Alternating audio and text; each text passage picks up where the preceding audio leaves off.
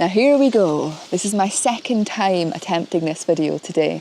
I came out this morning, drove to location, walked into the woodlands, found a nice spot among the trees, got my camera set up, switched it on, and guess what?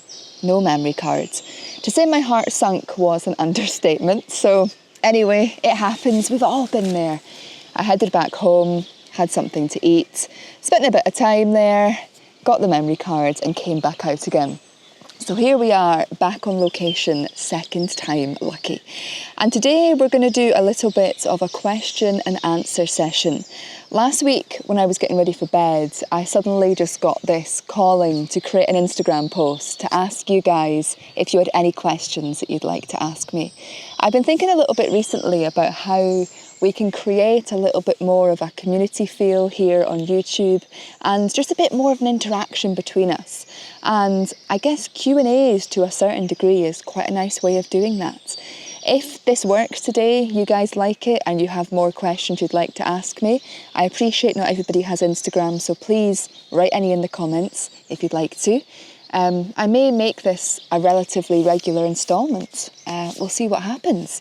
But I want to say thank you to all of those who have left questions. It's always lovely to get your questions and to have this interaction. So without further ado, let's answer them. Stu.nature.photography says, "Hi Kim, I followed your channel for many years and you seem to have a wonderful ability to see the most ordinary things, like a leaf on a lake, and turning that scene into the most amazing image. I'm wondering how you're able to do this. What are you looking for in the scene?" Now, from a very young age, I seem to have this ability to go out into nature and to notice things that the majority of people do not notice. But I do believe that this is something that we can learn. I think it often comes down to allowing yourself to be really present in the moment. I believe there's photographic opportunities everywhere. And when we slow down, we begin to see them. So a couple of times over the last few years, I've hosted an online course via Zoom called Learning to See. And in that course, I've gone through a number of areas. The first is looking at light. Then we're looking at movement. We're looking at textures and patterns. We're looking at relationships and connections. And finally, we're looking at emotion. So when I go out onto location, I kind of take this time to tune into it. And I think it's come very instinctively to me since I was born. My earliest memories are just of me walking out into the garden and being mesmerised by light and things like that. But what I'd say to somebody who's maybe struggling a bit like this and they're wanting to find things to photograph in nature, you might find these steps quite beneficial. So first of all, just becoming curious about the light. By watching, what is the light like in that moment? Is it streaming through the trees? Is it overcast? Is it diffused? Is it foggy? Is there direct light on things? Just take that few moments to just look around you and observe the light. What is being illuminated? What is your eye being drawn to? And then to begin to look at things like movement. There's been so many times in my journey where I go out with my camera and I will see something like a flower and the sunlight may be on it and then there's a bit of a breeze and that movement of the flower and that combination of light and movement just draws my eye to it. And especially with relation to like a leaf on water, it'll often be a case of I'll be mesmerised by how the light is interacting with the water. I'll then see that movement, whether it's the current of the water, some ripples, or simply if it's calm, that leaf moving. And it's then looking at this relationship and connection between the water and the leaf. And then you're seeing the textures and patterns within the leaf. And then it evokes an emotion within me. It's like I get so mesmerised by what's happening in front of me and the beauty of that moment, how, it's like my imagination might go wild a little bit and I think about where that leaf's come from, how it's landed on the water. Then that relationship of how the water is carrying that leaf around. I kind of bring all these elements together. So I do think the key is really giving yourself that time to slow down and developing this ability to tune in to the environment. So yeah, Stu, those are the things that I'm looking for in the scene. Light, movement, textures and patterns, the relationship between what I'm looking at, how it makes me feel, and sometimes I'll bring colour and contrast into that as well. Through-Julia's-Lens, also known as Julia, asks, if you could make images of one genre and with one lens only for a month, what would it be and why? My choice would be macro photography and my 105mm macro lens, because I can do macro photography anywhere in any environment, and I don't think I would get bored of it because you're constantly discovering new things. And that's the most exciting things about macro, is things like a blade of grass just becomes this whole world of wonder. So yeah, if I had to restrict myself to one lens and one genre for a month, that would definitely be it. Bill Free 5. I enjoy your channel. My question is, how do you carry so much stuff around and not get a bad back? I do some photography, but it's with a small camera and one, maybe two small lenses with me. Truthfully, Bill, I do get a bad back. And in recent years, I think this has been one of the reasons why I've started carrying less stuff around with me. You know, I always used to go out always with my full camera bag, sometimes even with 2 cameras and 3 lenses because of the camera that I used to use for YouTube, plus filters, plus 2 tripods and a water bottle, snacks. I used to get a really bad back. And in recent years, I've began to kind of use less equipment. Like, there'll be many times now where I'll head out with 1 camera and 1 lens and no accessories. And other times where I will still go out with a bag full of things, but I'm very selective about what I take out with me now.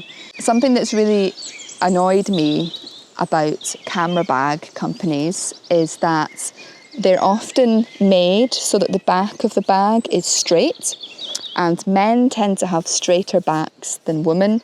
Women tend to have more of this curvature. So when I've been wearing a lot of these bags, I've got a bad back.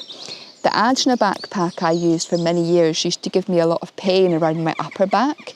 I actually went to an osteopath once with my bag, and she properly positioned it on me to try and make it the best it could be, from a professional's opinion, to not give me back pain, because at that point I was getting a lot of lower back pain and hip pain, and she thought it was coming from the bag. So she did that, and it did alleviate my lower back and hip pain, but I then started getting pain in my upper back and shoulders. So I don't know if there's a good answer to this. I think there are a lot of bags out there, and maybe it's a case of finding the right bag that works for us. I had one of you guys that were on my latest coastal photography retreat. She was sharing one day that she went actually to a proper camera shop and physically tried on the bags, and she put a lot of stuff in the bags, like things that were in the shop, to weigh it down so she could actually feel what it felt like to carry the bag around. And maybe that's the key. You know, it's to go into a physical camera shop, which I know are so few and far between nowadays. But if you can find one, to actually go and properly try on the bag, properly stuff it with stuff, and find one that works for you. Or alternatively, Bill, like you say, you already go out with very minimal gear. And if you enjoy that and it works for you, keep doing it.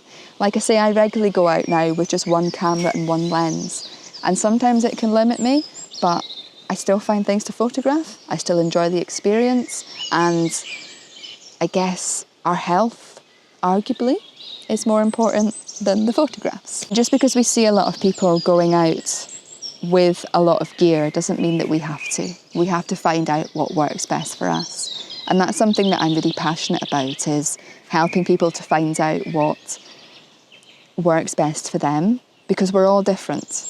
And to some people going out with loads of equipment, they love it, they've got everything they need, it works for them. For other people, 1 camera, 1 lens is more than ideal, and for many it'll be somewhere in between. So that would be my answer. Lindsay Brunton, on a scale of 1 to 10, how upset were you when One Direction split up? Now, the One Direction boys are the same age as me, so when they were coming on the scene, I was kind of outgrowing my teenage boy band obsession years. I actually would say I became more interested in the One Direction boys when they became solo artists, because they had this individuality and uniqueness about them. They would begin to start, exploring who they were. They began creating different styles of music, bringing all sorts of different instruments and all that into it. So yeah, I wasn't really affected by One Direction splitting up, because, like I said, they were the same age as me, so they weren't like these idols that I looked up to. I grew up as a teenager in the era of Busted and McFly, So I was much more into that era of these kind of small bands that played instruments and wrote their own songs. So if you'd asked me how upset I was when Busted split up, it would be a completely different story. But yeah, One Direction for me, I wasn't all that upset at all. But that's just me. Luis Norija Photography. Apologies if I've pronounced that wrong. Hi Kim, love your channel and approach to photography. Here's my question. Have you ever considered travelling to Central America to do workshops in tropical environments? So, travelling to other countries to do workshops is currently something that I'm not interested in. There's a couple of reasons for this. 2 years ago, I started to introduce a bit more travel into my life. I've been to a few countries for leisure purposes in recent years, and I've thoroughly enjoyed seeing different places. One thing that's very clear to me when I'm hosting a workshop, though, is I like to do it somewhere that I know well, or that's in an environment that I've at least been to, scouted out, built a connection with. So the thought of going to another country and hosting a workshop in an environment that I don't know well, that I don't particularly feel particularly comfortable in necessarily because I don't know it well. I don't feel I'd be able to be completely there, authentic, and myself. One of the great things is when I do my workshops here is it's a place I know very, very well. So as well as the photography and the mindfulness elements, I can also give people who come here the local history, the local knowledge.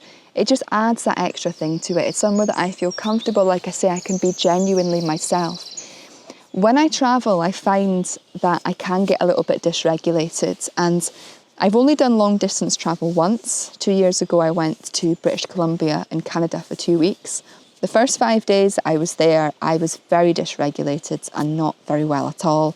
And the same thing happened when I came home. So the thought of coming to a country and being on for a number of days, like doing a workshop, at this point in my life, I don't feel that it would be the right thing for me, or the participants for that matter. And being completely truthful here, in recent months, there's been some questions raised about whether I could be neurodivergent, more specifically on the autism spectrum. Through a number of things in my personal life, and actually through meeting one of you guys, through an online course I did and then a workshop, we had this discussion about autism and the traits of autism. And it's been really interesting in recent years because some of you guys who are diagnosed autistic have been very drawn to my work. And it's not something that I'd ever considered. But through a lot of research and looking back at my history, there is quite a high possibility that I am. And I've been to the doctors, I've had a kind of general assessment with a GP, and they've agreed that there is a high probability, and I'm now on the waiting list to be properly assessed by the professionals that are, clued up in that area. So for somebody who may potentially be autistic to travel to another country to host a workshop somewhere that they're not familiar in doesn't quite fit well, if that makes sense. But although I'm not open to coming to other countries right now to host workshops, and this is the thing, never say never. We are constantly growing and evolving, and as I grow and develop, who knows, maybe in a year or two's time I will be open to it. I mean, 3 years ago, if you told me I would travel to Canada on my own to then stay with friends for 2 weeks, I would have told you were mad. But I did it. The opportunity arose, it felt right. So never say never about coming to America to do a workshop. But the visions I've had of me being in America in the future has been more of doing something like a book tour. So who knows, maybe I will end up doing a book tour in America in the future, or some sort of talk scenario, because that's something I feel I'd be comfortable doing, and I'd be able to do it, pretty well. You come on stage, you deliver your talk, you meet some people, and then you're able to go away again. Whereas a workshop, to be on constantly, whether it's for a whole day, a number of days, even a week, in an environment that I'm not familiar with, I think would be very destabilising for me. So, yeah, a bit of a long answer there, but like I say, I wanted to be truthful in these Q&As, and that's where I'm at right now. So, yeah, but like I say, who knows when I'll be in a year's time? The answer could be completely different by then. Mr. Gridart, also known as Clive, asks, which genre of photography gives you the most creativity? Creativity. If you said the most enjoyment, my answer would be different. But in terms of which gives me the most creativity, it would be intentional camera movement and multiple exposures. I don't do these very often. I kind of go through phases of enjoying them and then phases of not. But there is something very fun and creative about, especially for me, intentional camera movements. Do you know when you head out onto location and it's flat and it's dull and you've got all this kind of vast expanse and you sometimes maybe struggle to identify something to photograph? I just find switching to intentional camera movements and moving my camera around can create some incredible abstract images. So one advice I always give to people is if they do head out and they struggle to find anything to photograph, intentional camera movement can allow you to be creative and create something you never thought was possible.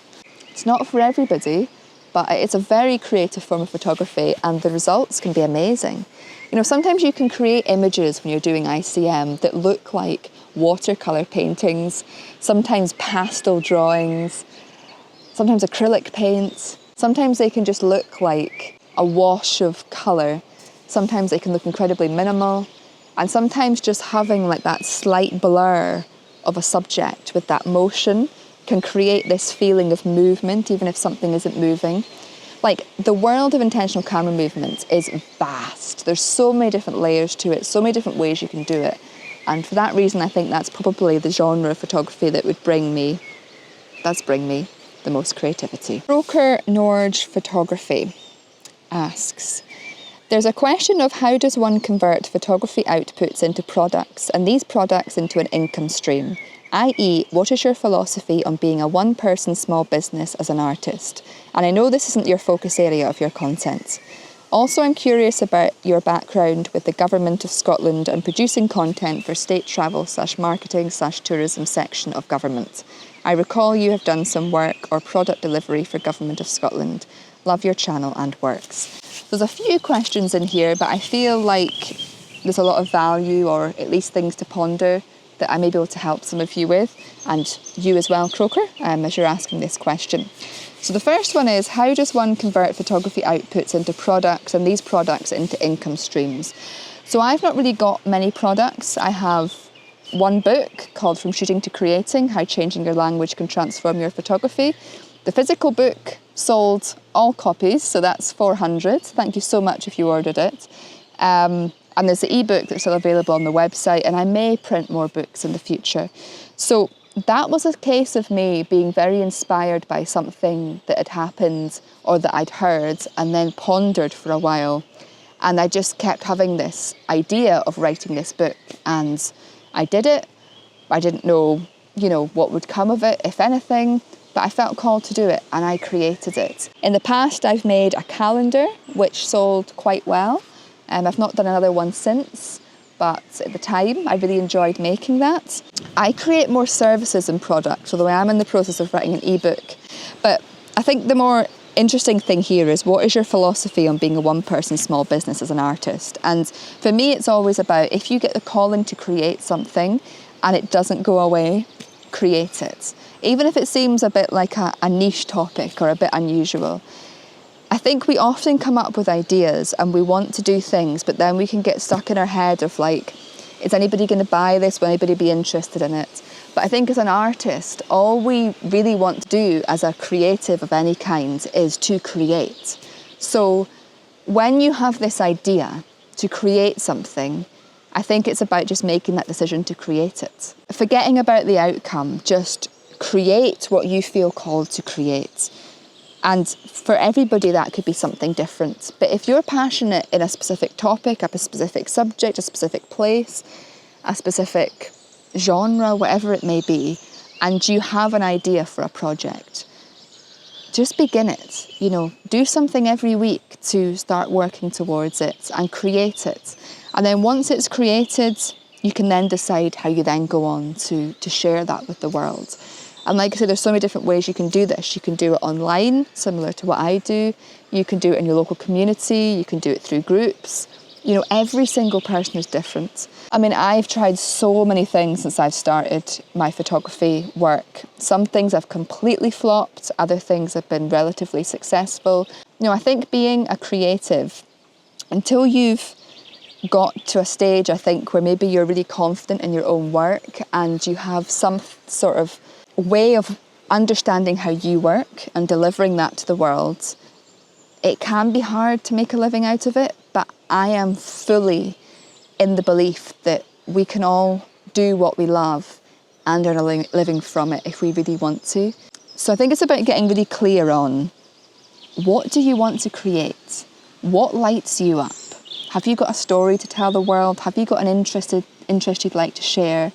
And then just go ahead and start making it. I think if you're creating something that you're genuinely passionate about and you genuinely want to share with the world and you feel like it can genuinely help people in some way, create it and life will take care of the rest. And the second question you're asking is about the tourism work and marketing that I used to do for the tourism sector in Scotland.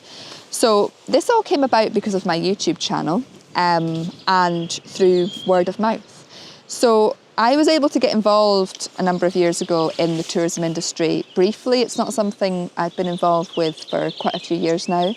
The pandemic kind of put a stop to that. But it all began with this YouTube channel.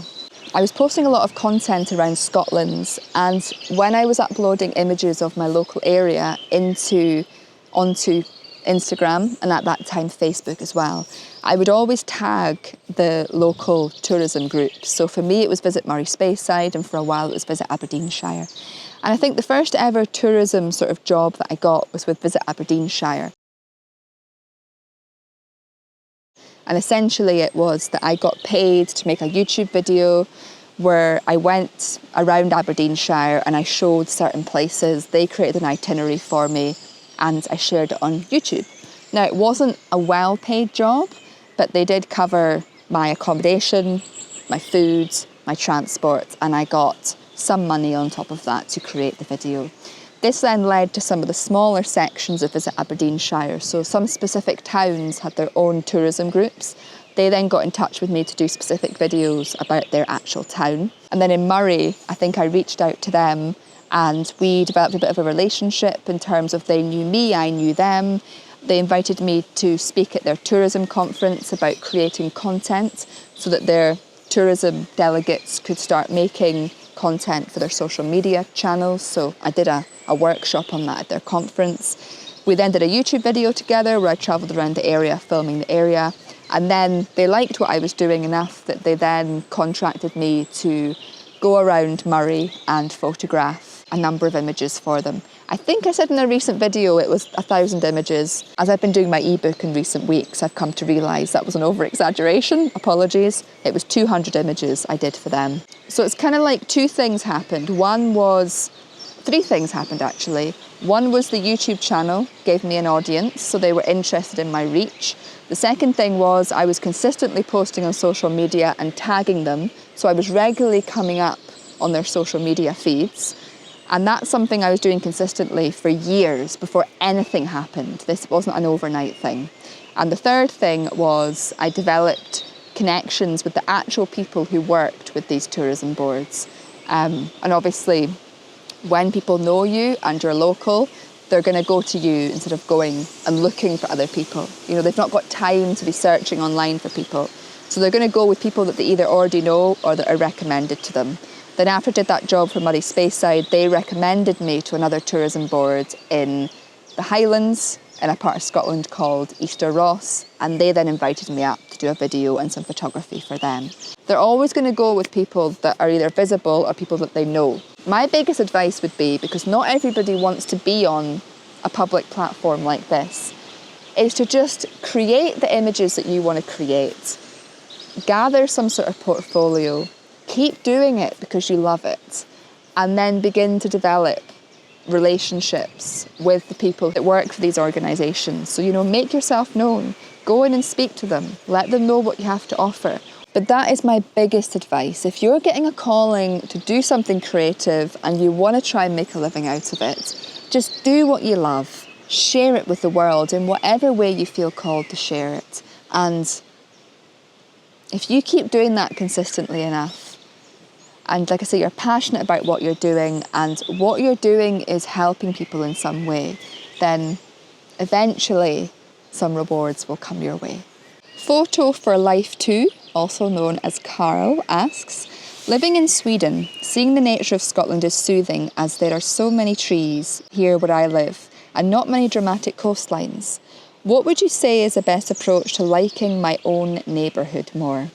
I think it's all about perception. So like my first question is, are you happy where you live? I get the impression, Carl, that you are and you want to fall in love more with your local area. But if there's anybody watching right now who isn't happy where they live, they're so called to certain landscapes and they're so far from the reality, there is always the option of moving. But in Carl's case, and I imagine many other people's cases, you probably like where you live and you just want to learn to love it a little bit more. I would firstly invite you to get a pen and paper and sit down and write down everything that you love about your local area. Because sometimes when we live somewhere, we take it for granted. And when we're seeing the same things in the same places every day, it can be easy to not see the beauty in them because they become this regular repetition of seeing the same thing over and over and over again. The second thing is to go for a walk in your local area. Find a spot to sit, whether it's a bench, a rock, a stone, a tree, whatever it is. Just sit down and just take a deep breath and begin to look around you. Look at what is there. What is in front of you? Can you identify something that speaks to you? Because it doesn't really matter where you live, there's going to be opportunities everywhere. And yes, they may not light up your soul like some environments, but you can learn to fall in love with your local area. I think simply by taking that time to sit and just to actually observe what is actually around you, it can help you to develop that appreciation for it. I remember when we went into the pandemic and the first lockdown hit, the first 2 weeks of lockdown, I was devastated because I couldn't go to the coast anymore. And I remember sitting at home feeling really quite low and like almost panicky because I couldn't get out to these places that had been a saviour to me for many years. And about a year prior to that, one of you guys had asked me, Kim, have you ever considered doing macro photography? And at that point, I was a bit dismissive to it. I was like, no, it doesn't interest me. But then when COVID came along and I couldn't go to these beautiful coastal places, I was left with no option but to photograph what was on my doorstep. And one of you guys, and I'm so sorry, I've completely forgotten who, but one of you guys sent me a macro lens. You had an old macro lens that you didn't use anymore. It was lying around at home gathering dust.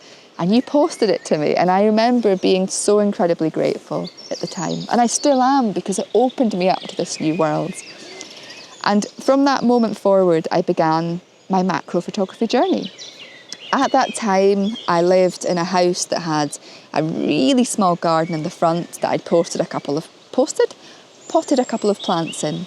I had a back garden that I'd put a little bit of grass down in. We had decking and there was like some bushes surrounding the garden. But it wasn't big, there wasn't like anything epic and exciting to photograph. But with that macro lens, I became a child again. I began lying on the grass and photographing the grass, photographing the dewdrops, photographing snails, which I hadn't connected with since I was a child. And suddenly it opened my mind to a whole new world of possibility. And here we are 5 years later. I'm still in love with macro. So one thing you may like to try, Carl, is, if you don't already, give something like macro a go. Because you never know how it may change your perception and allow you to fall in love with what is immediately in front of you. And the last thing I would say is, if you are somebody who likes epic landscapes, you may not live in that place, but maybe once or twice a year, you could plan a trip to go and see these places with your camera, because it gives you something to look forward to, it gives you an adventure. So that's my answer there.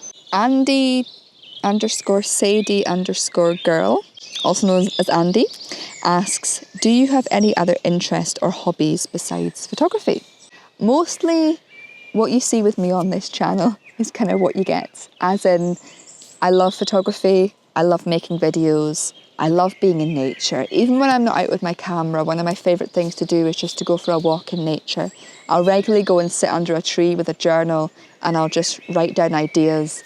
I'll regularly go outside and read books. My love for reading fluctuates. Some months I love it, some months I don't read at all. But I'm really interested in topics like spirituality, personal development, all that kind of stuff. So I read quite a lot of books about things like that. I go to the gym on average 3 times a week. I enjoy kind of lifting weights and working out. And I quite enjoy cooking. I don't always do it that often, but I do love being in the kitchen and making up a nice meal. And I also love eating out as well. I mean, that's not really a hobby, but I do love going to a nice eatery and eating out. I'm one of these people where I tend to go to different things and try different things. Like, sometimes I'll go through phases of going to like yoga classes or qigong classes or kind of expressive dance classes, but I don't stick to it. The only interest and hobby that I've stuck at consistently for many, many years is photography and YouTube. I think study is a really important part of my life. I love learning, I love studying. I usually have some sort of course or something ongoing. That's my interests besides photography. So there we have it. I hope some of these answers have given you guys something to think about and just some food for thought for your own photographic journey. I can only share with you my experience and the things that I feel may be beneficial to you. But one thing I'm really, really passionate about is helping people to uncover what's right for them. So some of these questions were of course directed to me and my own thoughts and my own opinions. Others were directed to give advice to you guys. So yeah, I just want to empower people to find out what works best for them, because we are all different, and what may be right for me and what may have worked for me and equally what may have gone wrong for me may not be right, work or go wrong for other people. But I hope what I shared in this video has been of some interest to you. Like I say, I may make this more of a regular bonus thing moving forwards.